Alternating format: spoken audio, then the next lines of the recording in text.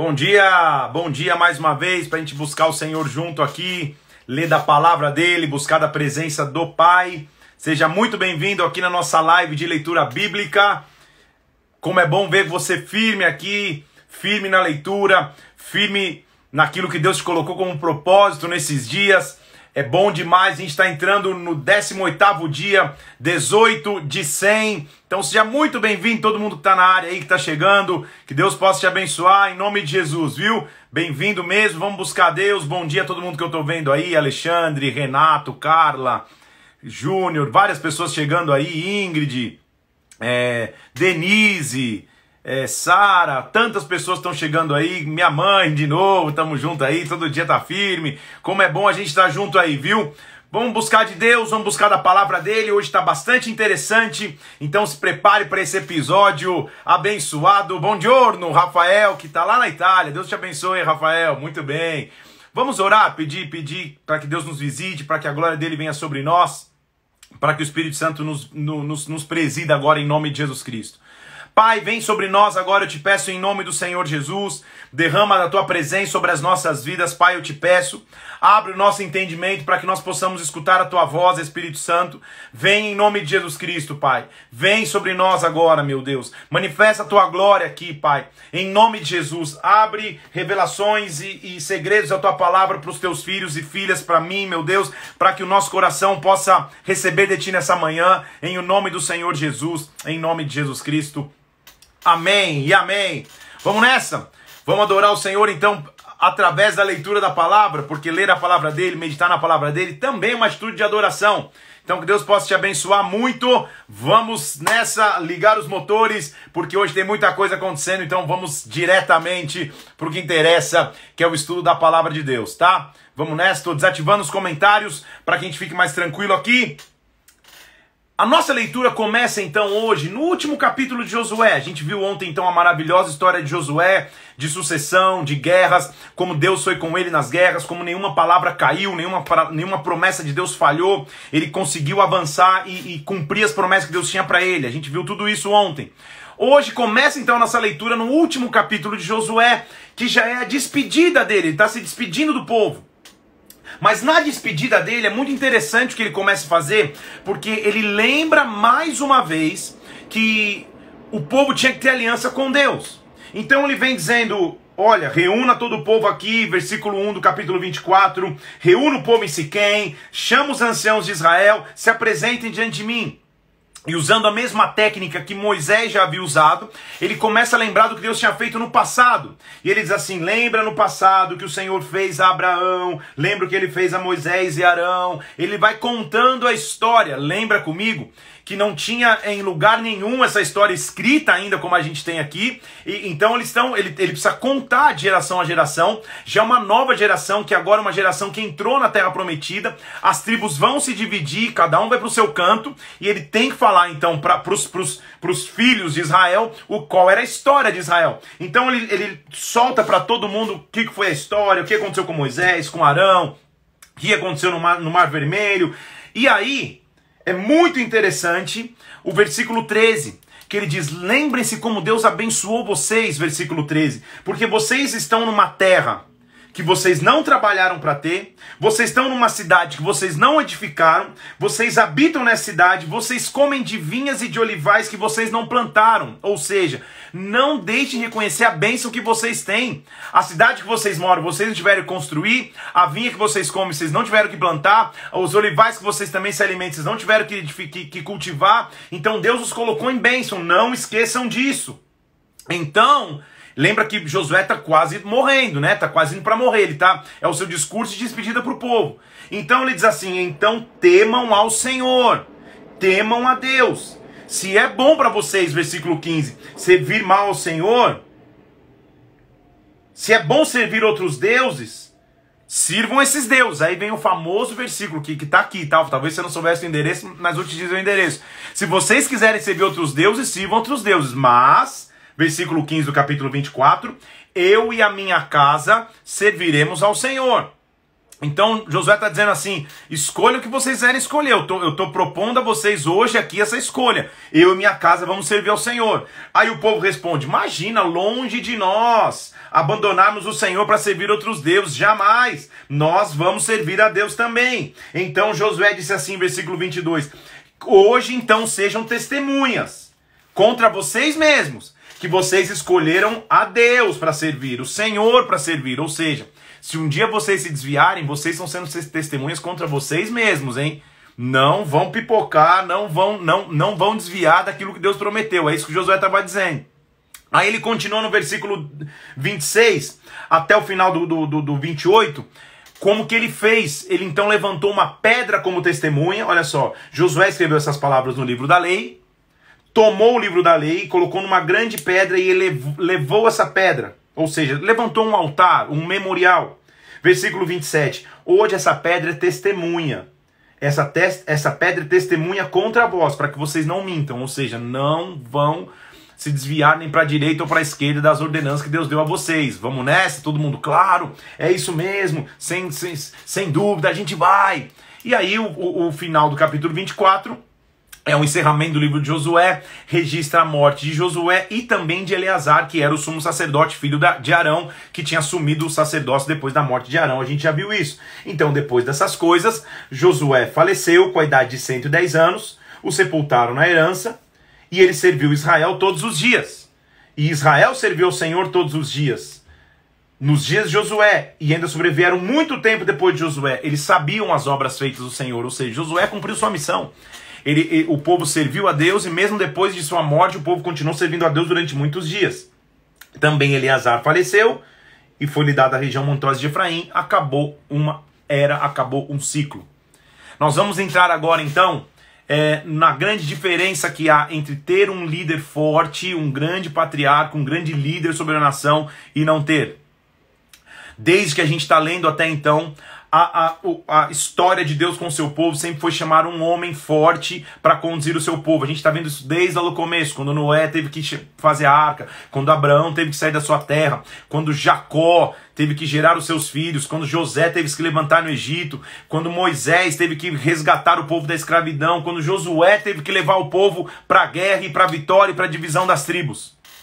Agora vai começar um outro livro da Bíblia. E nesse outro livro, a primeira coisa que a gente tem que aprender é que quando não há comando, as coisas perdem o rumo. Quando não há direção, quando cada um vive da maneira que acha que tem que ser, cada um conduz a sua vida da maneira que acha que tem que ser, quando não há comando, a coisa azeda, não dá certo. Em outras palavras, quando numa família não há direção, quando numa igreja não há direção, quando na tua vida não há direção. Porque sempre eles tiveram um homem forte, um líder forte, que inclusive, no caso de Moisés, mediava a conversa entre o povo e Deus, pedia perdão, pedia misericórdia, falava com o Senhor face a face. Agora eles não têm isso. E aí vai começar a fazer sentido o porquê Moisés foi tão repetitivo em Deuteronômio para que o povo não se desviasse, para que o povo não se apartasse, para que o povo escolhesse a bênção e não a maldição, para que o povo escolhesse a vida e não a morte. Por isso que você vê Josué no seu discurso de despedida mais uma vez falando, escolha um caminho correto. Porque infelizmente o livro que nós vamos entrar agora, a temática dele é, e fez o povo que era mal aos olhos do Senhor. A gente vai ver repetidas vezes o povo fazendo o que era mal diante dos olhos do Senhor. Como que um povo que na sua história havia atravessado o Mar Vermelho, havia saído da escravidão do Egito, havia visto o tabernáculo, a glória de Deus manifestar na nuvem, a glória de Deus manifestar no fogo, o poder de Deus para fazê-los invadir a terra, as águas do Jordão se abrindo, como que um povo vai ficar tão distante de Deus? Nós vamos ver isso agora então. O livro de Juízes, não é porque quando você lê Juízes, não quer dizer alguém que estava no processo judicial ou no cuidado legislativo, legislando e cuidando de leis, não. Juiz era um líder militar e civil, basicamente um líder militar e civil que se levantava sobre o povo. Então, o livro de Juízes vai funcionar mais ou menos assim. A sequência natural: apostasia, opressão, arrependimento, libertação. Então, apostasia, opressão, arrependimento, libertação. O povo apostatava, o povo esfriava, o povo fazia o que era mal aos olhos do Senhor, ficava opresso pelos seus inimigos, se arrependia, Deus levantava um juiz, um libertador para aquela era do povo. Só que nós vamos ver um grande problema, porque agora Israel deixou de entender o que é o conceito de legado.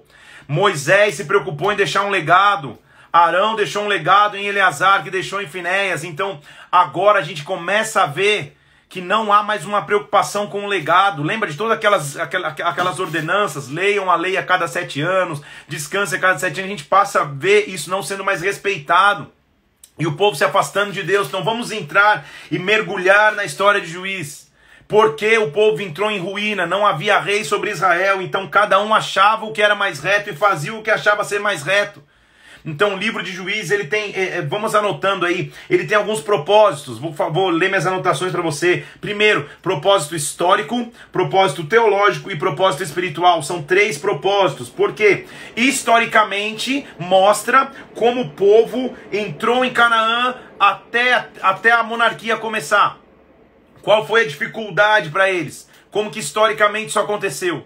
Teologicamente é a mostra que se você obedece à lei, você tem paz na sua vida. Se você desobedece, você tem opressão. Então, teologicamente é assim. E espiritualmente mostra que somente com fidelidade e aliança com o Senhor a gente prevalece.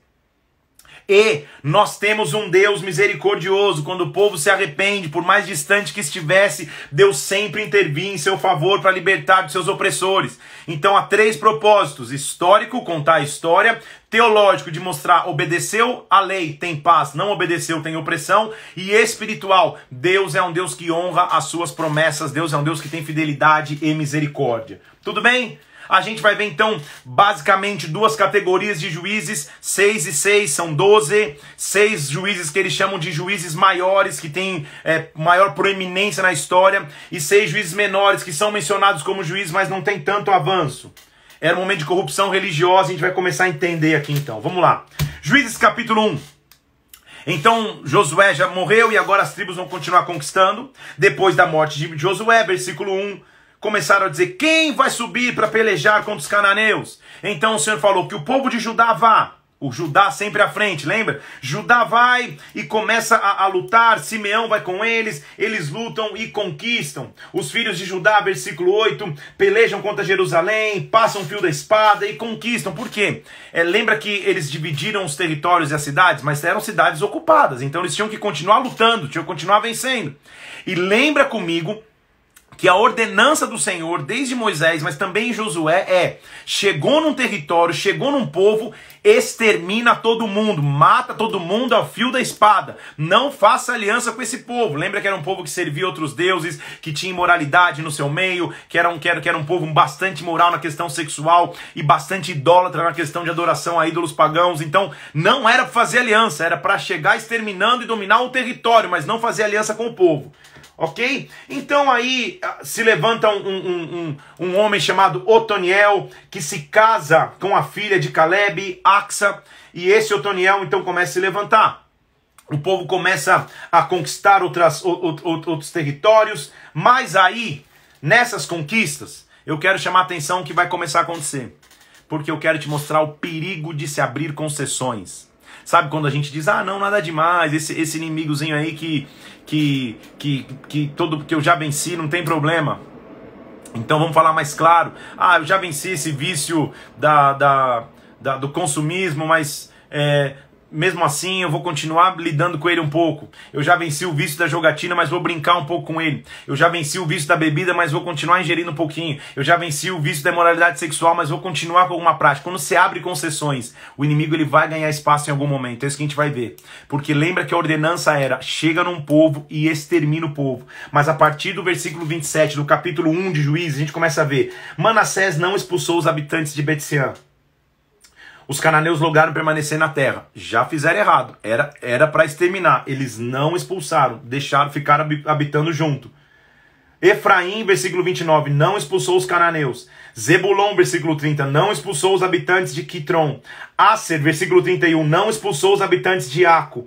Porém, os azeritas continuaram no meio dele. Naphtali, versículo 33, não expulsou os habitantes de Bet-Semes. Os amorreus arredaram os filhos de Dan e ficaram lá também. Então a gente começa a ver que eles começaram a achar comum, mais fácil não guerrear e deixar o povo permanecer na terra. Meio, o povo não me incomoda, eu não incomodo o povo, vamos ficar todo mundo junto, vai dar certo. Esse foi o princípio da ruína. Abrir a concessão foi o princípio da ruína. Entenda isso comigo. Quando Deus nos pede para ser radical contra o pecado, quando Deus nos pede para ser radical na guerra, a gente tem que ser radical na guerra. Não dá para ficar abrindo concessãozinho, não dá para achar que a gente vai ficar brincando com o pecado ou brincando com os povos inimigos. Foi isso que o povo fez. Versículo 1. Subiu o anjo do Senhor de Gilgal e disse, calma aí, do Egito, versículo 1 do capítulo 2, do Egito eu fiz vocês subir a terra que eu tinha prometido dar a vocês como juramento. Mas eu tinha dito a vocês, versículo 2, não façam alianças, antes derrubem os altares dos inimigos, e vocês não obedeceram a minha voz. O que é isso que vocês fizeram? Perceba como o anjo do Senhor está dizendo, por que vocês não cumpriram? Era uma ordenança simples, vocês eram guerreiros o tempo inteiro. Onde vocês chegavam, vocês conquistavam. Agora só porque Josué não está mais junto, porque o líder não está mais junto, cada um está no seu território, ficou mais fácil fazer tratado de paz do que guerrear, ficou mais fácil ser condescendente com o povo inimigo do que eliminar o povo inimigo. O que é isso que vocês fizeram? Versículo 2, por que vocês fizeram isso? Então, se vocês não fizeram, versículo 3, eu não expulsarei de diante de vós esse povo, eles agora vão ser adversários, os seus deuses serão seus laços, armadilhas, consequências. Então agora vocês entraram eu faço por mim mesmo, eu escolho o que eu concedo, o que eu não concedo. Então agora vocês estão causando laço sobre vocês mesmos. Quando eles escutam o anjo do Senhor falando isso, os filhos de Israel choraram. Aí ele repete de novo o que aconteceu quando Josué morreu. Lembra, Josué já morreu lá no registro de Josué 24, mas eles vão contar de novo, tá? Vão lembrar de novo o que aconteceu quando Josué morreu. Quando Josué morreu, aquela geração, versículo 10, toda a geração de Josué, e olha a importância, só para você entender, toda a geração de Josué também foi congregada com seus pais, e veio outra geração após dele, e olha que importante esse versículo 10, que não conhecia o Senhor e nem as obras que ele tinha feito com Israel. Como pode? Você fala, como pode? Tudo que aconteceu até então, de sair do Egito e conquistar a terra prometida, uma geração morre, a outra que nasce já não conhece o Senhor e já não sabe a história do que o Senhor fez. Eles deixaram de construir um legado, eles deixaram de formar uma próxima geração. Eles acharam que o nome de Deus e o que ele havia feito em Israel ia por osmose, ia se perpetuar automaticamente, mas não. Quando pais deixam de ensinar os seus filhos, a longo prazo os princípios vão ser corrompidos. Quando os pais deixam de ensinar uma próxima geração, a longo prazo os princípios vão se perder. É isso que a Bíblia está mostrando. Então essa nova geração que não conhecia o Senhor e não conhecia o que ele tinha feito na história de Israel, versículo 11, fizeram os filhos de Israel o que era mal perante o Senhor e começaram a servir os Balaíns, os deuses dos povos que eles não tinham expulsado. Então tá entendendo comigo a consequência? Começaram a servir esses deuses, deixaram, versículo 12, deixaram o Senhor, Deus de seus pais, e foram após outros deuses e provocaram a ira do Senhor, deixaram o Senhor, versículo 13, e serviram a Baal e a Astarote. A ira do Senhor se acendeu contra Israel e o entregou na mão de seus espoliadores e os entregou na mão de seus inimigos. Então eles ficaram à mercê dos inimigos porque se afastaram de Deus. Aí você pode dizer, poxa, Deus é tão malvado. E meu querido irmão e irmã, o combinado não sai caro. Lembra que eu já falei isso? Quantas vezes Moisés alertou, escolha a bênção e não maldição. Quantas vezes Josué alertou. E essa geração não teve a capacidade de transmitir para a próxima, e agora tem uma próxima geração completamente longe da presença do Senhor. Versículo 15, por onde quer que saíam, a mão do Senhor era contra eles para o seu mal. O Senhor já tinha dito e jurado, e agora eles estavam em grande aperto. Eles mesmos causaram um aperto sobre eles. Contudo, o Senhor levantava juízes, mas eles não obedeciam o juiz, versículo 17, se prostituíam após deuses, adoravam, depressa se desviavam do caminho por onde andaram os seus pais em obediência. O Senhor levantava juízes, versículo 18, o Senhor era com o juiz, livrava da mão dos inimigos, porquanto o Senhor se compadecia deles. Mas, ele está dando um panorama do que vai ser o livro de Juízes. Quando o juiz falecia, mais uma vez eles se reincindiam e se ficavam pior ainda, servindo a outros deuses, adorando a outros deuses. Então o povo deixou de construir legado para a próxima geração. Isso tem que ser uma ordenança para a gente. A gente está levando a nossa vida só pelo nosso prazer, ou a gente está construindo um legado para as gerações que estão por vir, ensinando os nossos filhos biológicos e espirituais para que eles não se desviem dos caminhos de Deus? É isso. Então eles estão mostrando o panorama geral do que a gente vai ler. Os povos pagãos que ficaram no meio de Israel. Ele começa no começo do capítulo 3 mostrar quem são os povos pagãos. 5 príncipes dos filisteus, cananeus, sidônios, heveus, permaneceram em Israel para serem a prova agora se Israel é permanecer firme mesmo no meio dos inimigos. Era mais ou menos assim, vocês tinham tudo para estar numa terra tranquila, suave, em paz. Vocês escolheram não exterminar o inimigo, agora Deus permitiu que eles estão no meio. Então nós vamos começar a era que Deus levanta os juízes. E vamos mergulhar nessa era. O primeiro é o Otoniel. Lembra o cara que tinha se casado com Axa, a filha de Caleb? Então o primeiro é o Otoniel. Versículo 7. Os filhos de Israel fizeram o que era mal perante o Senhor e se esqueceram do seu Deus. Clamaram, agora a gente lembra que eu comecei a ver? Apostasia, opressão, arrependimento, libertador. Era isso, tá?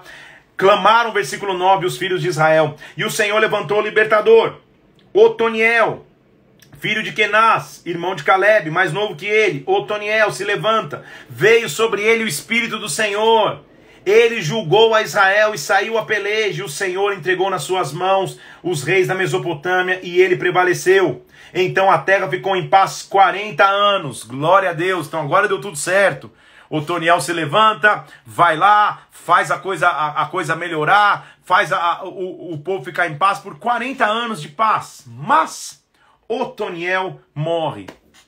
Então aí está a figura de um povo que não tem legado, porque morre o juiz, morre o líder principal, já degringola tudo de novo. Quando ele morre, os filhos do Senhor fizeram o que era mal diante do Senhor. Mais uma vez, versículo 12, essa é a temática do livro. Fizeram o que era mal perante o Senhor, e o Senhor os entregou na mão de Amon, e serviram Eglon, rei dos Moabitas, por 18 anos. Mais uma vez, escravidão por 18 anos, por uma terra que deveria ser deles por direito. Estão comigo? Então os filhos de Israel clamaram ao Senhor, e o Senhor levantou um libertador. Olha como Deus é misericordioso. O povo completamente imoral, distante de Deus, eles clamam, Deus vai lá, porque tem aliança com eles, levanta um libertador.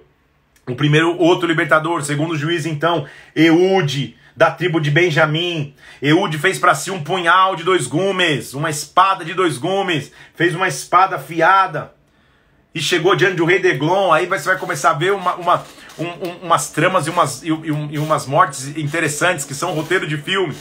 O tal do Eglon, o tal do rei de Eglon, era um rei gorducho, um rei gordão. Nós vamos ler aqui. Levou tributo a Eglon, rei dos Moabitas. Eglon, versículo 17, era um homem gordo. Eude entrou na sala de verão do rei que estava sentado e falou: rei, eu tenho uma palavra para te dizer. Então o rei gordão lá, eu tenho uma palavra para te contar. Ele falou: vem cá então. Eles foram para a sala de verão, só os dois. E a Bíblia diz, versículo 21, que Eude era o juiz, era um guerreiro, um chefe militar. Ele pega com a mão esquerda, a Bíblia diz que ele era canhoto, com a mão esquerda ele pega o punhal que ele tinha feito e crava no ventre do rei gorduchão lá do Eglon.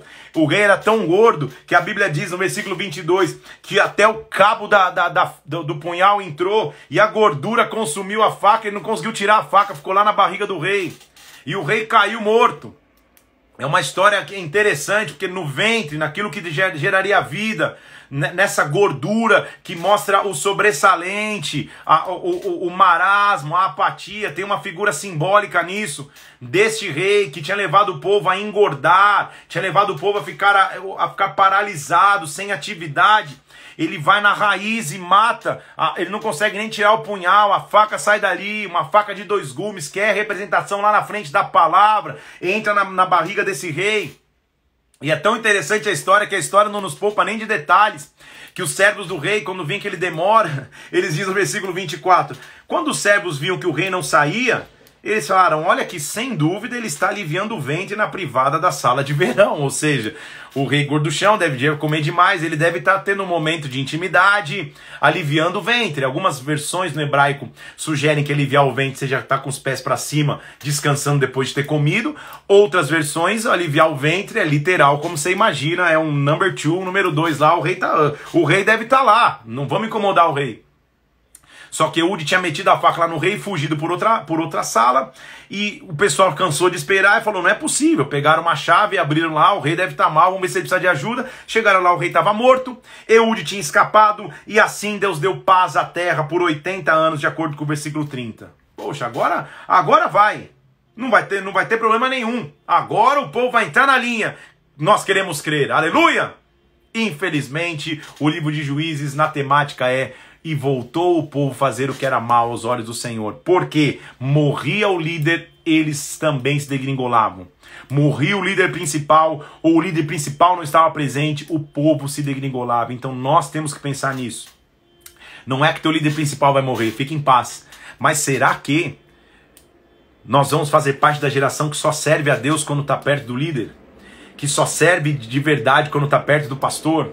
Que só faz quando está perto de alguém enxergando? Que só faz para os outros verem? Ou nós vamos ser aqueles que no secreto servimos os líderes, oramos pelos líderes, mas também temos aliança com Deus? Essa tem que ser a nossa decisão. Porque, de novo, versículo 1 do capítulo 4, os filhos de Israel voltaram a fazer o que era mal perante o Senhor. Porque depois de falecer Eude, morreu o líder já não estava mais vendo, já não estava cuidando. Olha a imaturidade do povo. Então os entregou nas mãos de Jabim, rei de Canaã. Já tinha um rei em Canaã, Jabim, que reinava em Azor. Cícera era o comandante do exército, que habitava nessa região de Azarote a Goim. Agora se prepare. Mulheres, estamos aí, mulherada. Vocês vão ver, pela primeira vez na história, uma mulher se levantando com autoridade sobre toda a nação. Para você ver como é um Deus que cuida dos homens e das mulheres. Porque nesta época, de novo, os filhos de Israel clamaram ao Senhor, porque eles estavam opressos mais uma vez. E aí havia uma mulher chamada Débora. Versículo 4. Débora, profetiza, mulher de Lapidote, julgava Israel naquele tempo. Ela tinha se levantado como juíza. Ela tinha se levantado como chefe da nação. Ela julgava e atendia o povo debaixo de uma palmeira de Débora, que deu seu nome, entre Ramá e Betel, na região de Efraim. Quando o povo clamou, pensa numa mulher cheia do fogo, cheia da autoridade. Uma mulher, pela primeira vez, uma mulher forte, uma personagem principal mulher na Bíblia. Louvem a Deus, mulheres. Tem espaço para as mulheres no reino, sem dúvida. Porque essa mulher se levanta e diz assim, manda chamar Baraque, filho de Abinoam. Baraque, o Senhor Deus nos entregou. O Senhor já não deu ordem para você? Vamos ao Monte Tabor, toma contigo 10.000 homens de Naphtali e de Zebulon. Vamos conquistar o exército de Jabim e Cícera, seu comandante do exército. Deus vai nos dar nas mãos. Aí você deve imaginar, pô, Baraque levantou com autoridade, Baraque falou, é isso mesmo, vamos embora. Sabe o que Baraque falou? Ô Débora, deixa eu falar uma coisa, versículo 8. Se você não for comigo, eu não vou. Se você for, eu vou. Olha a autoridade que Débora tinha. A resposta de Débora é para as irmãs darem um glória aí, ficar de pé e dar uma sapateada. Porque olha a resposta de Débora. É óbvio que eu vou. Você acha que você vai levar o crédito? De jeito nenhum. É certamente que eu vou contigo, versículo 9. Porque não vai ser a tua honra da investida contra o inimigo. Porque vai ser nas mãos de uma mulher que o Senhor vai entregar Cícera e o seu exército. Eita, mulherada! Eita, quando uma mulher se levanta com autoridade, quando uma mulher se levanta com poder, olha o que Deus faz. Ela se levanta dizendo, vai ser na minha mão de uma mulher. Então eles vão, entram na guerra, o rei foge, Baraque começa a correr ao redor do rei, Cícera foge a pé, o chefe do exército foge a pé, e é mais interessante que ele tenta se refugiar numa cidade, num local, e outra mulher chamada Jael se levanta, fala, vem cá, você quer abrigo? Vem cá, se esconde aqui na minha tenda. Ele pede água, fala, não, água não, vou te dar leitinho, inclusive dá leite pro cara. Quando ele toma o leite e dorme, ela vai lá, pega uma estaca da tenda, outra mulher, crava a estaca na testa do cara, e a cabeça dele fica fincada no chão. Você vê que o modus de aniquilar inimigo é deveras interessante. Um mete a faca na barriga do gordão que morre, outro crava a estaca na testa do comandante do exército. Era assim que eles acabavam. Então 2 mulheres transformam o destino de Israel, Débora e Jael. Olha Deus começando a inserir as mulheres nesse contexto. Como é importante uma mulher guerreira se levantar também.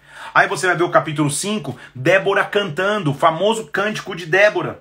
Ela começa a dizer como ela teve que se levantar. Eu me levantei, versículo 7, eu me levantei por mãe em Israel. É a primeira vez que esse termo é usado. Uma mãe sobre a nação. A gente já tinha visto pais na nação. Abraão, Isaac, Jacó, Moisés, Josué, mas uma mãe sobre a nação, primeira vez, Débora. Então Débora, eu me levantei como mãe em Israel. Ela canta sobre isso. Ela mesmo canta sobre o que ela teve que fazer, versículo 12. Desperta, Débora, entoa um novo cântico, desperta. Ela falou como ela se despertou. Então uma mulher quando se levanta, como uma Débora, ela não se levanta para querer transgredir, para estar acima de tudo e de todos, mas ela se levanta como uma intercessora, como uma guerreira. Uma esposa, quando se levanta como uma Débora, ela se levanta pela sua família. Uma pastora, quando se levanta na sua congregação, ela ajuda o seu esposo, o pastor, para que juntos o inimigo seja derrotado. Há espaço para Déboras no reino. Há espaço para mulheres de Deus no reino, sem dúvida. A mulher também tem que fazer uso do altar, tem que pregar, tem que adorar, tem que profetizar. Tudo com ordem, com decência, porque ela tem um esposo, ela também tem um sacerdote sobre sua vida, mas há espaço para as mulheres, queridas, deem glória aí, eu estou ouvindo o teu glória, dê glória, ok? Muito bem, ela começa dizendo.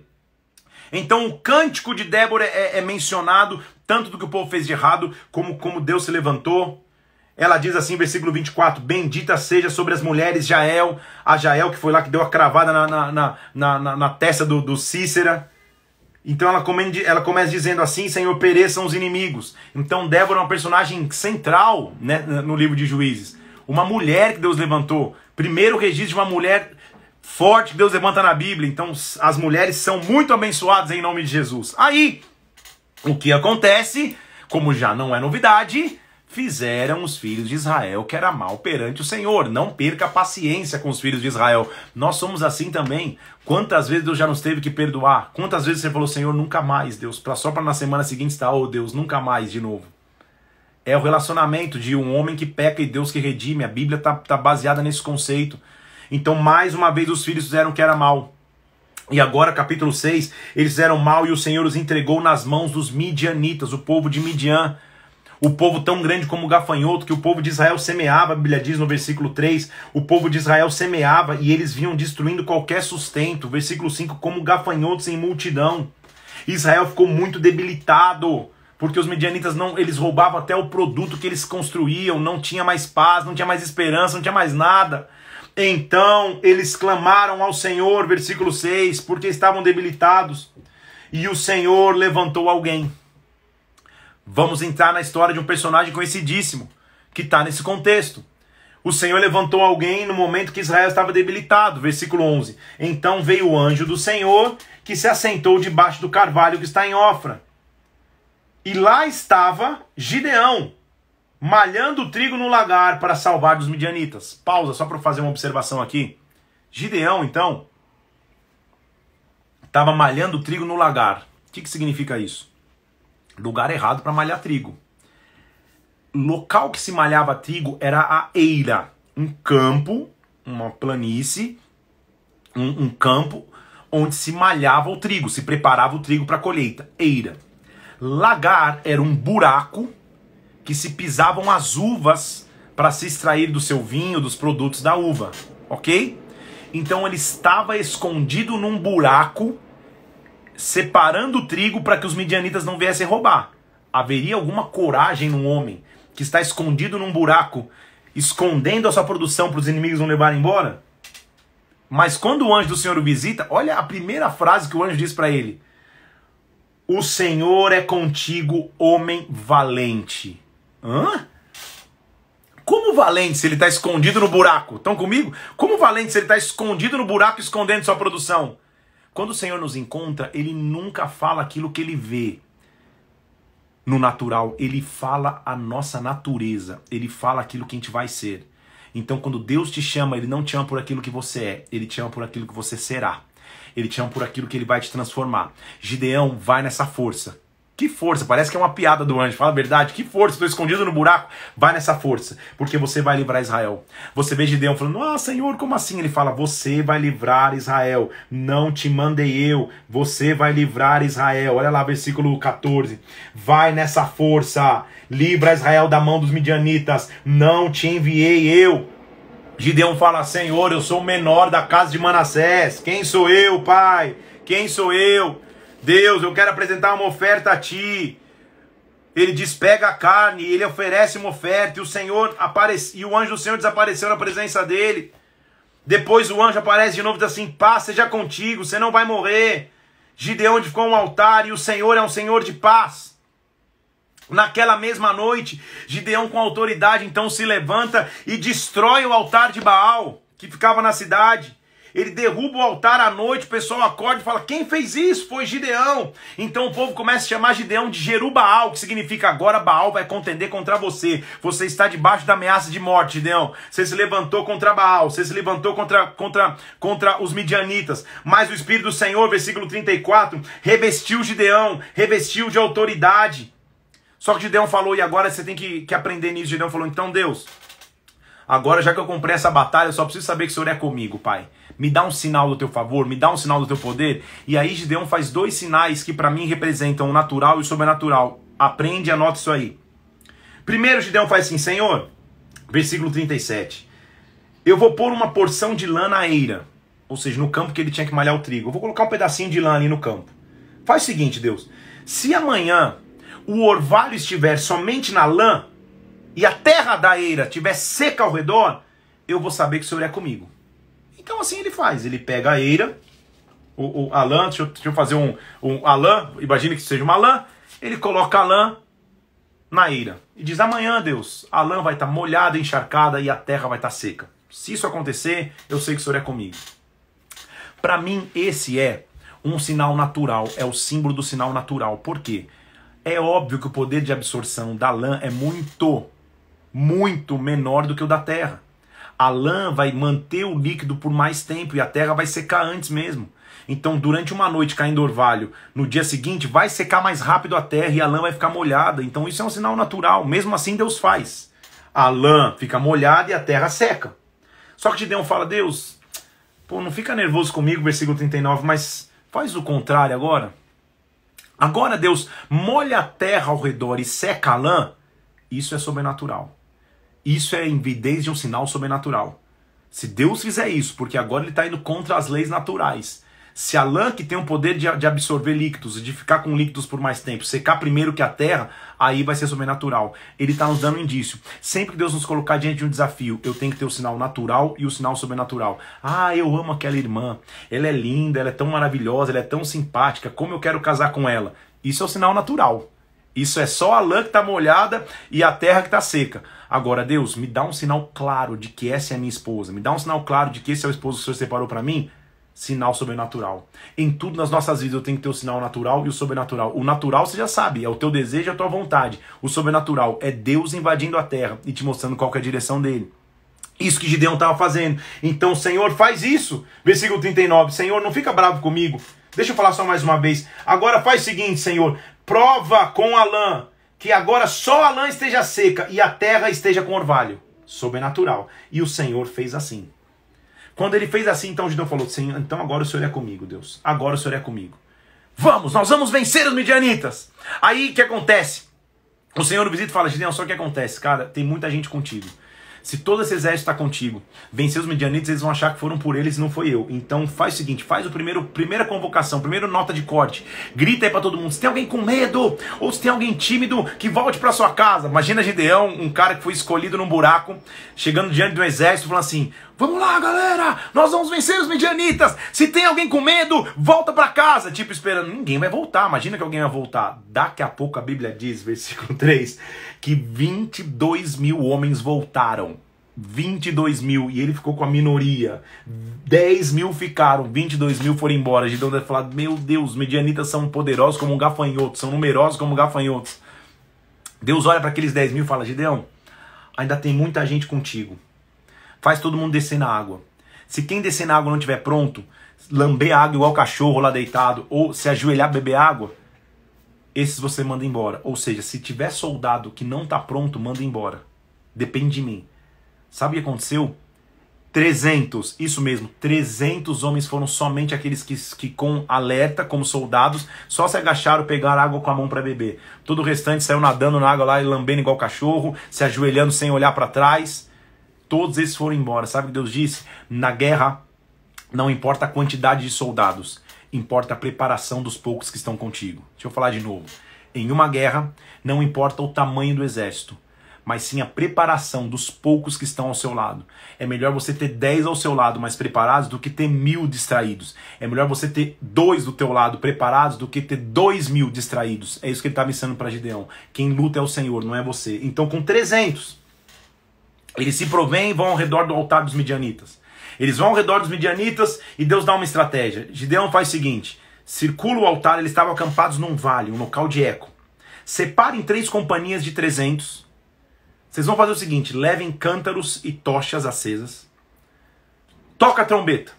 Quando a trombeta tocar, vocês vão quebrar o vaso e vão dizer: espada pelo Senhor e por Gideão. Deus, ainda como é um Deus de sinais, faz Gideão visitar o arraial uma noite antes e escuta dos próprios midianitas que Gideão ia ser usado para libertar, e assim eles vão. É óbvio que tem uma indicação aí. Normalmente um exército tocava trombeta e depois de tocar a trombeta vinham os soldados atrás. Vinha uma multidão atrás para guerrear. Os trombetadores, se esse é o termo correto, os tocadores de trombeta, eram só os que anunciavam que o exército vinha. Gideão tinha tudo, ao mesmo tempo que não tinha nada. Ele só tinha os tocadores de trombeta. Eles não tinham um exército atrás. O exército atrás era o próprio Deus. Então ele vai lá, em 3 companhias, 300, 3 companhias de 100, eles tocam as trombetas. Imagina o eco que isso fez no vale no meio da noite. O povo estava ali no vale, imagina o eco. O povo deve ter pensado lá embaixo: caramba, se só isso é trombeta, imagina o tamanho do exército que vem atrás. O que eles não sabiam é que era só as trombetas. Tocou a trombeta, quebrou o vaso, o fogo vai começar a brilhar. O que Deus precisa então é de um povo capaz de adorar profeticamente tocando a trombeta, se quebrantar para que a vontade não seja mais a nossa, mas a dele. Eu quebro o vaso, porque quando o vaso quebra, a tocha começa a brilhar. Quando o vaso quebra, a tocha começa a se manifestar. Eu conheço um homem, ei meu Deus, que subiu na cruz, tocou a trombeta, quebrou o vaso e o fogo começou a brilhar em Pentecoste. Eu conheço um homem que subindo na cruz, liberou a trombeta, quebrou de seu vaso para que o fogo pudesse estar sobre nós. Quebra o vaso, toca a trombeta para que você viva o fogo. Essa é a lição de Gideão. Isso acontece, o povo midianita, um começa a matar o outro sozinho, cada um começa a se matar, Gideão vai lá e aniquila todo mundo. Gideão era um cara que tinha 70, isso mesmo, 70 filhos. Você vai começar a ver muitos homens com muitos filhos, porque a moralidade tinha tomado conta. Já não tinha mais aquele padrão que tinha antes, tinham várias mulheres, todos os homens tinham várias mulheres, tinham 70 filhos, era normal, pela quantidade de tempo que eles viviam, o número de mulheres que eles se relacionavam. E um desses 70 filhos, Abimeleque, faz uma loucura, ele mata todos os seus irmãos. Ele era filho de Gideão. Depois da morte de Gideão, ele mata os seus irmãos, vira uma confusão de novo em Israel. Eles tentam se autoproclamar rei, você vai lá no capítulo 9. Um filho só escapa, porque se esconde, o mais novo chamado Jotão. Jotão se levanta dizendo: o que está acontecendo? Que Deus julgue essa causa. Abimeleque não pode ser rei assim. Ninguém assume o reinado à força. Estão aqui? Ninguém assume o reinado à força. Aí um tal de Gaal fala: não, eu vou lutar contra Abimeleque. Tenta lutar, mas também perde. Mas Abimeleque morre lutando contra Siquém, lutando contra os moradores, porque Deus nunca foi com Abimeleque. Deus nunca é com insurgências. Deus nunca é quando alguém quer assumir o comando à força, principalmente gerando morte, gerando maldição, gerando divisão, que era o que Abimeleque estava fazendo. Então, ao morrer Abimeleque, você vai ler lá, ele morre de maneira ridícula, tentando pegar o povo lá numa torre. Uma mulher joga uma pedra lá de cima, cai na cabeça dele. Ele fala: para eu não morrer aqui pelo povo, me mata meu escudeiro. O escudeiro dele o mata. Você vai ler lá toda a história no capítulo 9, de como Abimeleque se levantou de maneira errada para tentar reinar sobre Israel e não deu certo. Então o povo clama, e aí mais juízes menores se levantam. Tola e Jair se levantam no capítulo 10. Julgam durante um tempo, mas de novo, depois que eles morrem, mais uma vez, versículo 6, os filhos de Israel voltaram a fazer o que era mal. Era uma constante, infelizmente. E os filisteus os oprimiram, e eles passaram do Jordão opressos. Aí o povo clamou, Senhor, me ajuda! Aí a primeira vez a gente vê o Senhor falando, versículo 14, clama aos deuses de vocês, para ver se os deuses de vocês livram, porque não é possível, vocês ficam nesse clama, desvia, clama ao Deus de vocês. Será que é possível que o Deus de vocês responda? Aí o povo fala, não, Deus, por favor, nos ajuda, a gente quer ser salvo. O povo se arrepende mais uma vez, e a Bíblia diz, olha que interessante, versículo 16, diante do clamor do povo, Deus já não pôde reter a sua compaixão com a desgraça de Israel. Como nós temos um Deus amoroso. Meu Deus, por muito menos a gente lê essa história e fala, Senhor, por que o Senhor não desprezou esse povo logo? Se ele já não desprezou no deserto, ele não vai desprezar nunca. Deus sempre é um Deus de misericórdia. Então Deus se levanta. E aí se levanta um homem da casa de Gileade. E é interessante essa história, porque de um rejeitado, Deus transforma em um juiz. Jefté, um cara que era filho de uma prostituta, o filho da prostituição, versículo 1 do capítulo 11 diz, que inclusive foi expulso do convívio pelos seus irmãos, foi rejeitado. Deus sempre pega um improvável, Deus sempre pega alguém que estava rejeitado. Desse rejeitado Jefté, Deus levanta um cara que vai lutar contra os moabitas. Ele diz, calma aí, o povo vai procurar ele na hora da confusão, e fala, mas vocês me abandonaram, Jefté diz. Ele fala, não, por favor, volta, a mesma coisa que Deus fez, né? Por favor, volta. E aí ele volta e ele vai guerrear. Jefté vai guerrear, você vai ver que Jefté faz um voto estranho com o Senhor. Ele diz assim, Senhor, se o Senhor me der favor, versículo 31, o primeiro que sair na porta da minha casa quando eu voltar, eu vou oferecer em sacrifício. Só que a casa, normalmente naquela época, era construída de 2 andares, e no andar de baixo, na entrada da casa, ficavam animais. Eu acho que Jefté estava dizendo assim, o primeiro animal que sair, eu vou apresentar como holocausto. Jefté ganha a batalha contra aquele povo, e quando ele está voltando para casa, tragicamente, a primeira pessoa que sai na sua direção é sua única filha, com adultos e danos. Ele rasga as vestes e fala, não, eu prometi para o Senhor que o primeiro que viesse aqui, que saísse, eu ia sacrificar.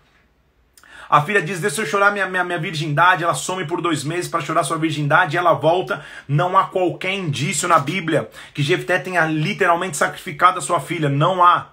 A única coisa diz que ela morreu virgem, ou seja, ou ela se dedicou ao templo agora o tempo inteiro e não se casou com homem nenhum, ou Jefté realmente a sacrificou. Então não está claro isso. O fato é que esse tipo de voto mostra o quão distante dos reais princípios estavam. Porque, primeiro, era proibido o sacrifício humano na lei de Moisés. Então, possivelmente ele não sacrificou sua filha. É difícil acreditar que ele tenha feito isso, porque não há clareza na Bíblia nesse sentido. A única coisa que diz é que ela voltou para o seu pai, versículo 39, e jamais foi possuída por homem nenhum. E aí então se começou um costume em Israel de mulheres que não conheciam homem nenhum durante todo o seu projeto de vida e se dedicavam ao templo. Tudo bem? Então começou esse costume ali. Jefté continua lutando, inclusive contra o povo de Efraim, que se levanta para dizer, por que você não nos chamou para a guerra? Ele se levanta e luta, morre, foi sepultado, e Deus levanta novos líderes, novos juízes, Ibsã, Elon e Abdon, juízes menores que vão julgando por 7 anos, por 10 anos, e assim vai por 8 anos. E aí a nossa leitura hoje termina no último capítulo da leitura de hoje, com o começo da história de um homem que também vai ser marcante em Israel, um grande juiz sobre Israel, porque de novo, voltou o povo fazer o que era mal perante os olhos do Senhor. Sangue de Cristo tem poder. Mais uma vez, versículo 13. E eles ficaram na mão dos filisteus por 40 anos. Até que Deus vai lá e visita uma mulher da linhagem de Dan, um homem de Zorá, chamado, e uma mulher, um homem Zorá, e uma mulher que era estéril. Deus a visita e diz assim, você vai ter um filho. Agora olha que interessante, que aí eu quero chamar a tua atenção. O anjo do Senhor a visitou. Que anjo do Senhor é esse que visita o povo toda hora, gente? Deixa eu mais a fundo, só para tentar te explicar. Que anjo do Senhor é esse que diz, você não pode ter filhos, mas você vai ter. Para esse filho que ela ia ter, versículo 5, ele vai ter voto de Nazireu. Lembra da lei do nazireado que a gente leu lá em Levítico? A lei do nazireado a pessoa não cortava os cabelos não ingeria vinho e produtos da vide, e não encostava em nada morto. O voto do nazereado normalmente era por 14 dias, mas também tinham votos de nazereado por toda a vida. Então, para esse homem que ia nascer, o filho dessa mulher que ia nascer, ele teria voto nazireu durante toda a sua vida. Ele não poderia cortar os seus cabelos, ele não poderia ingerir bebida, ele não poderia tocar em nada morto. Era o voto de nazireu. E o anjo do Senhor o visita, a mulher vai falar, poxa, o anjo do Senhor foi me visitar. O marido dela fala, poxa, que ele venha de novo. Manoá fala, que ele venha de novo. Deixa eu entender o que está acontecendo. Esse anjo vem de novo, repete o voto que ele tinha feito, como seria o filho. E olha que interessante, versículo 18, quem era esse anjo do Senhor que vem toda hora? Ele diz assim, quem é você? Versículo 17, quem é você para a gente te honre quando cumprir a palavra? E o anjo do Senhor respondeu, por que você pergunta assim pelo meu nome? Meu nome é maravilhoso. Meu nome é maravilhoso. Opa, que anjo do Senhor é esse, gente? Quem é o maravilhoso conselheiro, Deus forte, Pai da eternidade, príncipe da paz? Quem é este anjo do Senhor? Fica aí só para você poder entender quem é esse. Então eles fazem um sacrifício, o anjo do Senhor procede maravilhosamente, consome o sacrifício, e aquele rapaz vai nascer nesse contexto. Haveria esperança para Israel, e Deus poderia levantar mais uma vez um juiz para julgar a nação, para estar à frente da nação. A Bíblia diz que aquela mulher, versículo 24, concebeu e deu à luz, e chamou o menino de Sansão. O menino cresceu e o Senhor o abençoou. Hoje termina a nossa história aqui. Como vai ser a história desse homem chamado Sansão?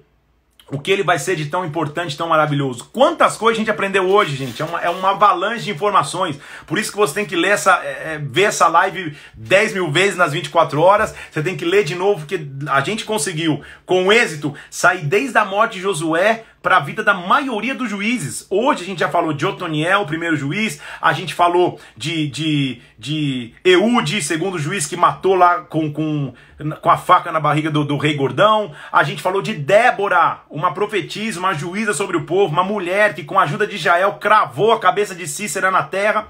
A gente falou de Gideão, um rei que se levantou, um juiz que levantou para acabar com os midianitas com autoridade, para quebrar o vaso, para que a tocha pudesse brilhar. E agora estamos entrando na maravilhosa história de Sansão. Então se prepare. O que a gente tem que entender? Que Deus é um Deus de misericórdia.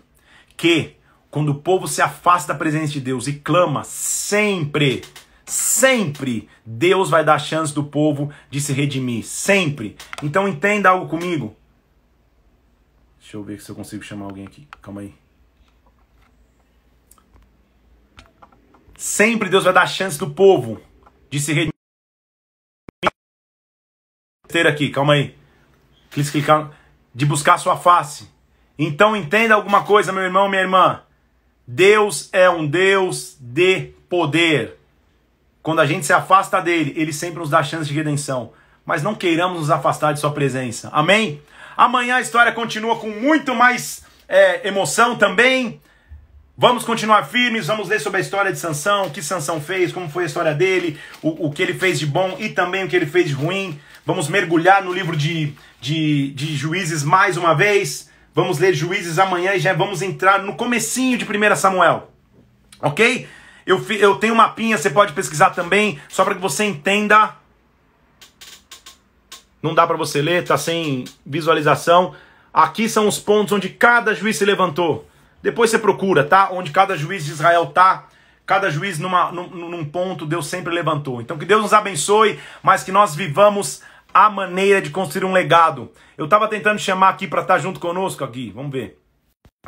Alguns segundinhos para terminar alguns minutos. Eu estou convidando um pastor, amigo meu querido, para que ele entre aqui e nos dê um recado. Ele com a sua igreja, entre tantos pastores, ele com a sua igreja tem se unido para esse propósito, está conectando. Deixa eu ver se ele está aí. Mateus, Davi, liga agora, por favor. Davi, liga agora, por favor. Não está vindo a tua imagem. Estou tentando chamar aqui o querido amigo e pastor Davi Fantasia. Mas tudo bem. Eu ia chamar o Davi Fantasini aqui, que é um querido irmão. Vou tentar chamar ele de novo. Vamos lá. adorador, pastor da Igreja Bola de Neve de Sorocaba, para que ele te faça um convite de um projeto maravilhoso que ele está fazendo. Então fica por aí para ver se eu consigo chamá-lo, pastor Davi Fantasini. Se não, o que eu quero te dizer? Dia 9 de maio ele vai fazer uma live de adoração no YouTube dele. E toda a renda dessa live... Tá aí, Davi? Não consegui adicioná-lo, mas tudo bem. Dia 9 de maio eu vou postar no meu feed, vai ter uma live de adoração dele. E todo o projeto vai para a Aldeia Nissi, lá na Angola. Ele está fazendo em parceria com o pessoal da Aldeia Nissi, ou da Companhia Nissi. Então, o pastor Davi é um querido irmão, amigo meu de muitos anos.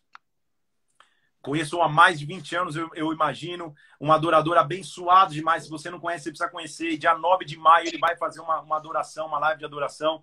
Por algum motivo não está conectando, Davi. Não tá entrando teu vídeo. A gente programa e faz um outro dia até a live, não tem problema, tá? Então eu vou postar no meu feed, vai ter uma live de adoração do pastor Davi, em conjunto com o pessoal da Companhia Nissi, e toda a renda das arrecadações desse projeto vai lá para a CNC na Angola. Vai ser demais, tá? Pastor Davi, a gente vai entrar outro dia aqui para você falar. Quero te convidar para uma outra live. Amanhã à noite, às 9 da noite, no YouTube da Bola de Neve Oficial, vai ter uma live com a pastora Denise e convidados. Então participa dessa live amanhã. Vamos todo mundo em massa amanhã. Mandar fogo lá nessa live de adoração da pastora Denise, com as músicas novas, lançando as músicas novas que ela gravou agora no Ibirapuera, na comemoração de 20 anos da Bola de Neve. Vai ser demais. Estava falando com o apóstolo Rina hoje de manhã sobre isso e vai ser muito legal tudo que eles estão preparando. Então amanhã à noite, no YouTube da Bola de Neve Oficial, hoje é quinta, né? Amanhã às 9 horas da noite, dia 24, às 9 horas da noite, vamos bombar, vamos encher aquela live para a gente adorar o Senhor em unidade, tá? Amanhã à noite espero lá. Até amanhã de manhã, 11 da manhã, vamos juntos buscar a palavra de Deus, estudar mais, vamos ver o que vai acontecer com Sansão e o restante das histórias dos juízes. Que Deus te abençoe, que você tenha aprendido demais. Amanhã, às 9 da noite, a live da pastora Denise, e amanhã, no nosso horário de sempre, 11 da manhã, nossa leitura bíblica. Deus te abençoe. Um abraço para vocês e até mais. Fica na paz de Cristo aí.